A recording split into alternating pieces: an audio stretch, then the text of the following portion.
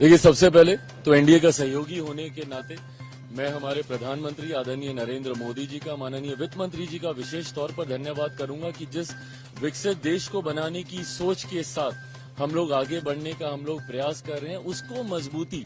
देने वाला ये बजट है। जहां इस बजट में अमीर और गरीब के बीच की दूरी को कम करने के प्रावधान दिए गए हैं, गांव और शहर के बीच की दूरी को कम करने का इसमें जिक्र किया गया है, युवाओं का, महिलाओं का, मिडिल क्लास का जिस तरीके से हैंड होल्डिंग का जिक्र इसमें किया गया है, युवाओं के स्किल को किस तरीके से मजबूती देने के प्रावधान इसमें बनाए गए हैं। मुझे लगता है हर क्षेत्र, हर सेक्टर को ये छूने वाला ये बजट है। खास तौर पर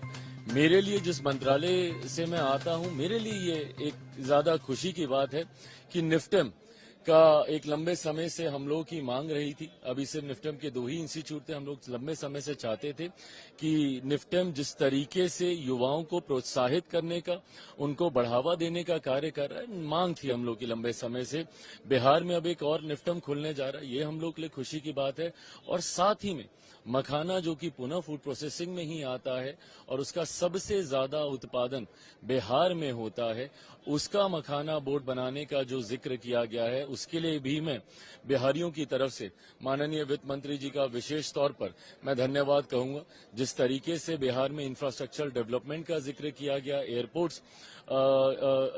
ग्रीनफील्ड एयरपोर्ट का इसमें जिक्र किया गया, एयरपोर्ट के एक्सपेंशन का जिक्र किया गया, आईआईटी में जिस तरीके से बिहार में एक्सपेंशन का जिक्र किया गया, तो मैं ये मानता हूं कि बिहार के लिए भी और साथ में पूरे देश में जिस तरीके से अपेक्षा, इवन अगर आप टैक्सेशन में भी देखें, टैक्स सेक्टर में भी अगर आप देखें, जिस तरीके से नए टैक्स स्लैब्स ने ज्यादा कमाई हर व्यक्ति के हाथ में बचे, इस सोच के साथ इन स्लैब्स को तैयार किया गया है। तो मैं मानता हूं कि ओवरऑल ये एक बहुत ही खूबसूरत और मजबूत बजट है। चैनल को like, comment, share and subscribe जरूर।